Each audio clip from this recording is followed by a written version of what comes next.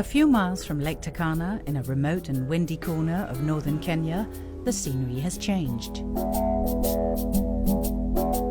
365 wind turbines have mushroomed from the arid and barren ground in a rough and rocky terrain. The first time I came to this area, when I was shown all this, I said, my God, this really looks like the moon. But unlike the moon, a strong wind is ever present in this region. And together with a handful of partners, Carlo van Wageningen, who has lived in Kenya for almost 30 years, in 2005 ventured into the daunting task of trying to put this source of energy to use. When we first brought here the first specialist in wind power, he said, this is a wind power developer's dream, to have an area like this with so much wind, with so much space. The valley between Mount Kolal and Mount Njiro is known as the Turkana Corridor. When constant and predictable winds pass through here, the mountains act as a funnel which accelerates the wind speed. This makes the area an ideal location for a wind farm.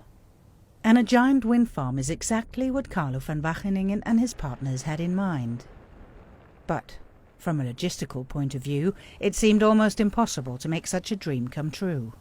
It was rocks and it was bushes. We always had to employ about 50, 60 people that went before us to clear stones and rocks so that we could move with a car. That was all being done by hand. It took almost 10 years to negotiate the many details of the immensely complex project.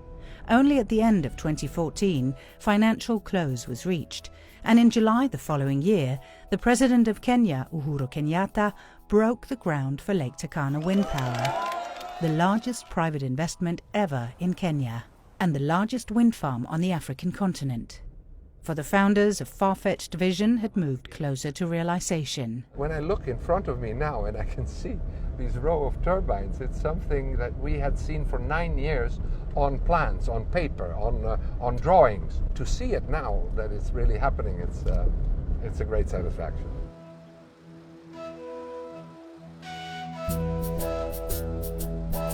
In March 2016, the first wind turbines started arriving at the port of Mombasa. Manufactured in China by the global wind energy company Vestas, the turbines must be transported to Kenya by ship.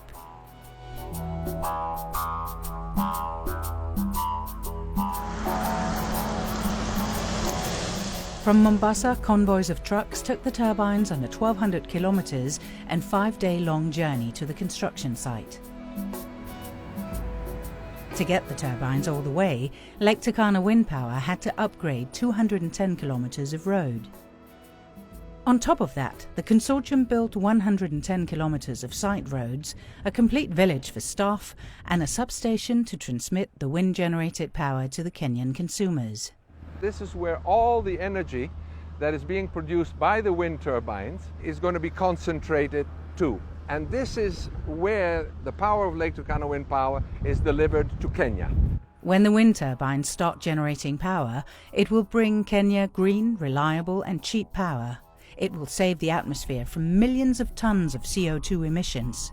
The private and public investors will get a return on their investment, and on top of this it will, Carlo van Wageningen is confident, signal a new era in the remote part of northern Kenya. Bringing energy is the start of development, and we really hope to see that this project will spin off an entire new economy and will attract investment in the area.